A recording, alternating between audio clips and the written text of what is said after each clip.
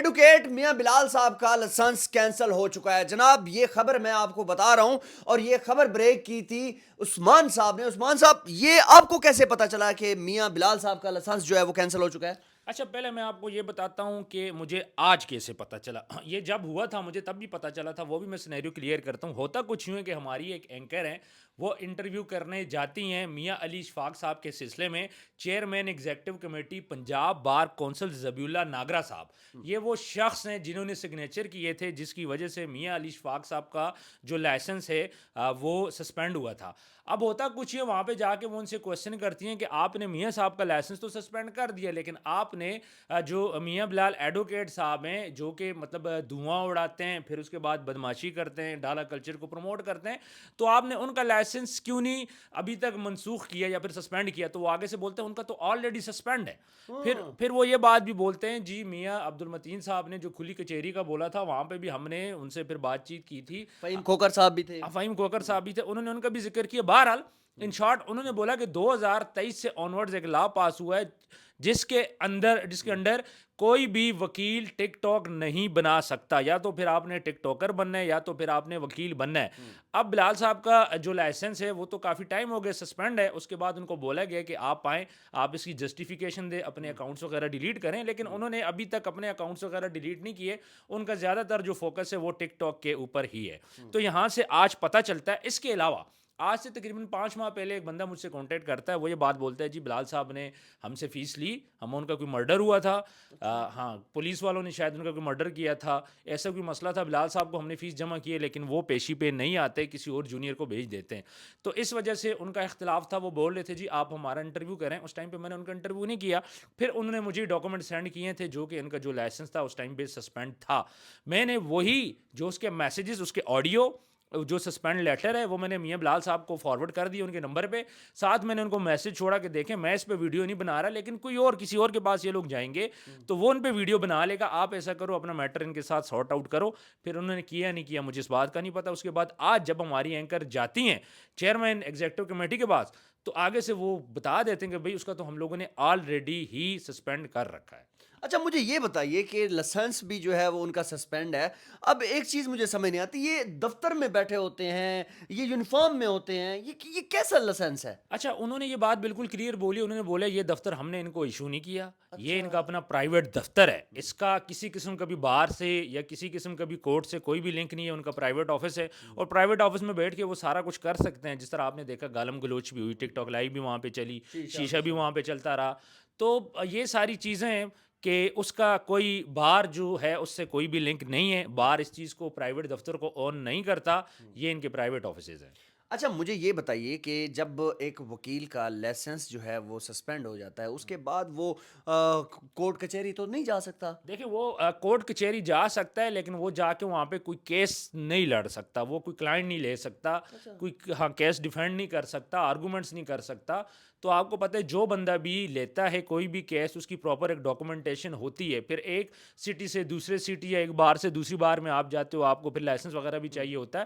تو یہ اتنے ٹائم سے جو ان کے کافی ٹائم 3-4 ماہ اس بات کو ہو گئے, انہوں نے کوئی کیس بھی نہیں لڑا, کوئی کیس بھی انہوں نے نہیں لیا.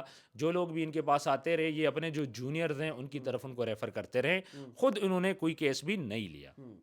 اچھا ایک اور بات مجھے بتائیے کہ میاں علی اشفاق صاحب کا لائسنس تو ہے وہ دوسرے انہوں نے رولز کو کوئی توڑے تو اس بیس پہ وہ کیا گیا. ان کا صرف ٹک ٹاک کی بیس پہ کیا یا بدماشی کلچر کو پروموٹ کرنا؟ دیکھیں ان کا جو مین جو ریزن تھی وہ یہی ریزن تھی کہ ٹک ٹاک کے اوپر ویڈیو بنانا, لوگوں کو تھریٹ کرنا, ڈالا کلچر کو پروموٹ کرنا, شادیوں پہ ناچنا, پیسے پھینکنا, پھر اس کے بعد رجب بٹ کے ساتھ جو ہوا سارا کچھ آپ کے سامنے ہی ہے, اس پہ الزامات لگانا, خود سے کیسز کرنا. تو یہ ساری چیزیں سوشل میڈیا کے اوپر اپیرنس جس کی بھی ہوگی تھوڑی سی بھی نیگیٹو ہوگی تو اس کے اوپر یہ چیز لاگو ہوگی. ٹک ٹاک اکاؤنٹس ان کو ڈیلیٹ کرنے پڑیں گے. بڑے بڑے وکیل ہیں, تگڑے تگڑے پاکستان کے وکیل ہیں, ان کی کوئی بھی سوشل میڈیا کے اوپر پریزنس نہیں ہے. پھر ان چند وکلا کو دیکھ کے جو دوسرے وکلا بھی تھے, چاہے وہ اسلام آباد میں ہو یا ملک کے کسی کونے میں بھی ہوں, انہوں نے بھی ٹک ٹاک آئی ڈیز بنانی شروع کر دی تھیں, کوشش کرنی شروع کر دی تھی. سینئر وکلا نے بھی, اور جو نئے لڑکے آ رہے ہیں جو کہ ابھی اسٹوڈنٹ ہیں یا پھر اپنی پریکٹس کر رہے ہیں, انہوں نے بھی لڑائی جھگڑے سٹارٹ کر دیے تھے لوگوں کے ساتھ, لوگوں کو تھریٹ کرنا, لا بتانا, ٹک ٹاک کے اوپر آنا, گاڑیاں دکھانا, یہ ساری چیزیں انہی کو دیکھ کے باقی وکلا نے بھی سٹارٹ کر دی تھی, جس کی وجہ سے ان کو روک دیا گیا تھا کہ آپ نے ٹک ٹاک نہیں بنانی.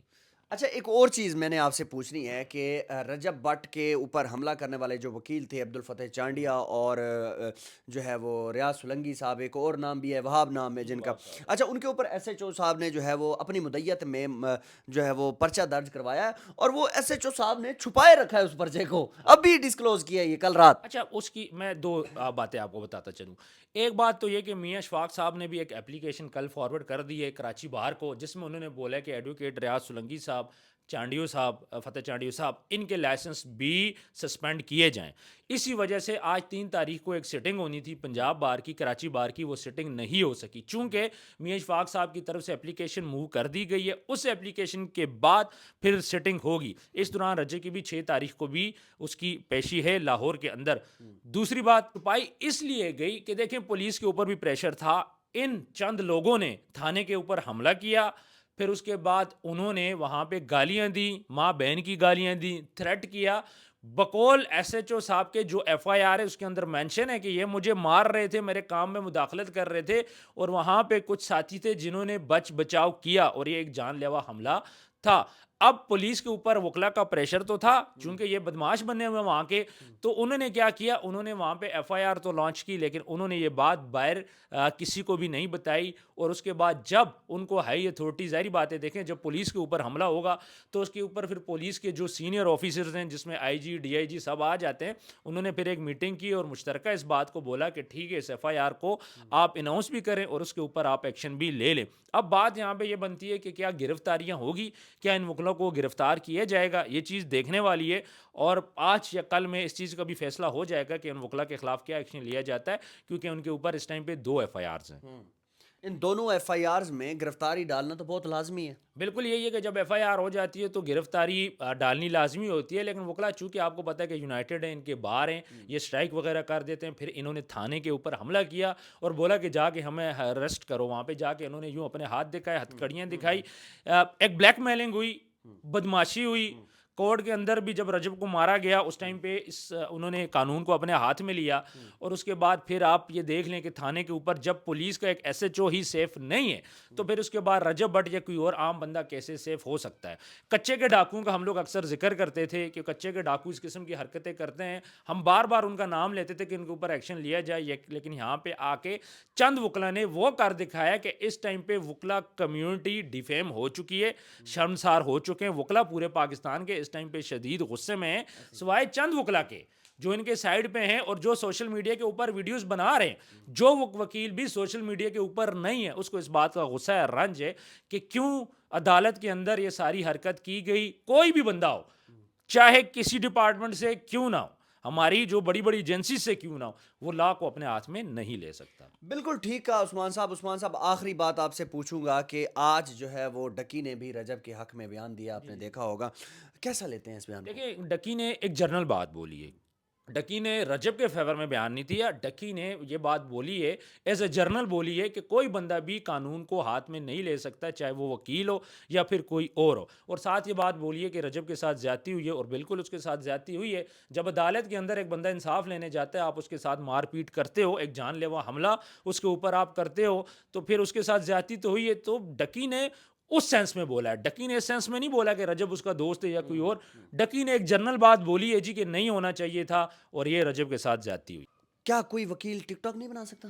نہیں جی, کوئی ٹک ٹاک وکیل نہیں بنا سکتا, اور یہ ہے آل پاکستان بار کی طرف سے سختی سے یہ آرڈر ہے کہ کوئی بھی وکیل سوشل میڈیا کے اوپر کسی قسم کی بھی ویڈیو نہیں ڈال سکتا, کوئی ٹک ٹاک نہیں بنا سکتا, ایڈورٹائزمنٹ اپنی نہیں کر سکتا, ایڈورٹیزمنٹ اپنی بالکل بھی نہیں کر سکتا. کیونکہ وکیل دیکھیں, ایک ہوتا ہے ٹک ٹاکر, ایک ہوتا ہے وکیل. جو وکیل ہوتا ہے اس کے پاس ٹائم نہیں ہوتا, جو ٹک ٹاکر ہے وہ ویڈیو بناتا ہے, وہ اس کا کام ہوتا ہے. آپ دن میں 4-4 5-5 ویڈیو ڈال رہے ہو.